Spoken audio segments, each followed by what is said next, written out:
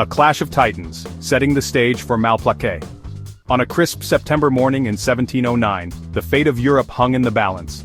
Two massive armies, each a force of unimaginable power, stood poised for battle near the small village of Malplaquet in the Spanish Netherlands.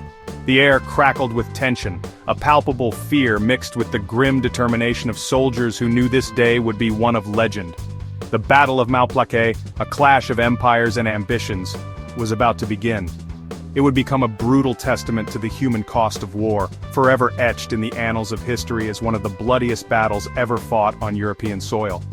Imagine a scene of stark contrasts, the serene beauty of the rolling countryside juxtaposed with the cold, calculating precision of tens of thousands of soldiers arrayed for battle.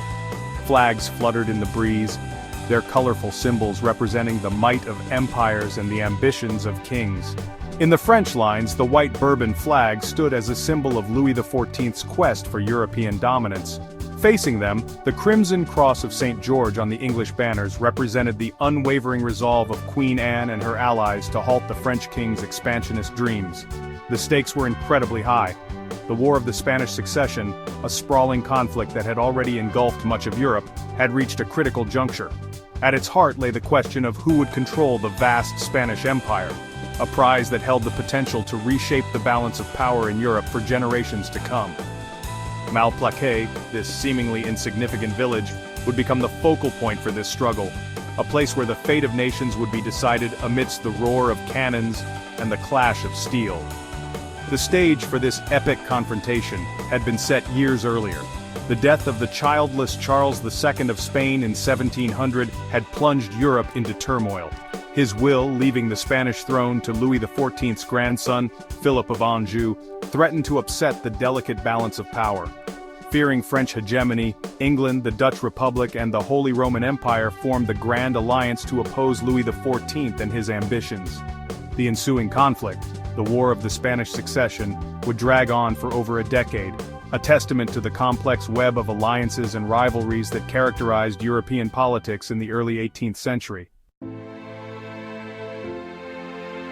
The War of the Spanish Succession was not just a dynastic squabble, it was a clash of ideologies and visions for the future of Europe. Louis XIV, the self-proclaimed Sun King, sought to solidify France's position as the dominant power on the continent. His aggressive foreign policy and relentless pursuit of glory had already embroiled France in numerous wars, and his acceptance of the Spanish inheritance threatened to tip the balance of power decisively in his favor. Opposing him stood a coalition of European powers, united in their fear of French domination. England, under the rule of Queen Anne, had emerged as a major force on the European stage, its naval power and economic strength posing a significant challenge to French ambitions. The Dutch Republic, a bastion of Protestantism and commercial prowess, also viewed French expansion with deep suspicion, and the Holy Roman Empire, a sprawling patchwork of principalities and duchies under the nominal leadership of the Habsburg Emperor, saw French encroachment as a direct threat to its interests. The early years of the war had seen a series of French victories, but the tide began to turn in 1704 with the Allied triumph at the Battle of Blenheim. This resounding defeat, orchestrated by the brilliant English general John Churchill, Duke of Marlborough, shattered the aura of French invincibility and breathed new life into the Grand Alliance. Marlborough, a master strategist and inspirational leader, would go on to become the scourge of the French, leading the Allied armies to a string of impressive victories in the years that followed. As the war dragged on, both sides grew weary of the seemingly endless bloodshed and economic hardship. Peace negotiations were attempted, but the chasm between the warring parties proved too wide to bridge. Each side remained convinced of the righteousness of its cause, and unwilling to compromise on its core objectives. The stage was set for a decisive confrontation, a battle that would determine the fate of nations and the course of European history. The Battle of Malplaquet pitted two of the era's most skilled military commanders against each other. On the Allied side stood John Churchill, Duke of Marlborough, a man widely regarded as a military genius. Marlborough was not only a brilliant tactician, but also an inspirational leader who commanded the respect and admiration of his troops. He understood the importance of morale and discipline, and his ability to instill confidence in his men was one of the keys to his success on the battlefield. Facing Marlborough was Claude Louis Hector de Villars, the Duke of Villars, one of France's most experienced and capable generals.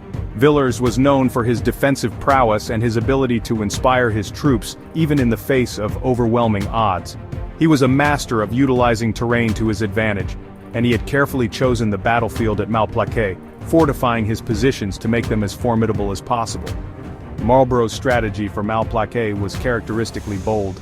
He planned to use his numerical superiority to overwhelm the French right flank, hoping to roll up their lines and achieve a decisive victory.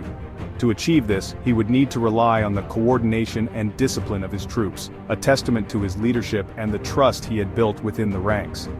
Villars, acutely aware of his numerical disadvantage, adopted a defensive strategy designed to maximize his army's strengths and exploit any weaknesses in the Allied lines.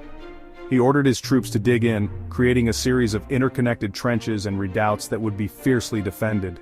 His plan was to bleed the Allied army dry, inflicting heavy casualties and sapping their morale. He believed that if he could hold out long enough, Marlborough would be forced to withdraw, giving the French a strategic victory. The clash of these two contrasting strategies, one focused on offensive maneuver and the other on stubborn defense, would result in a battle of extraordinary ferocity and bloodshed. The outcome would hinge on a combination of factors: the skill and determination of the soldiers on both sides, the leadership of their commanders, and the unpredictable hand of fate that so often shapes the course of human events.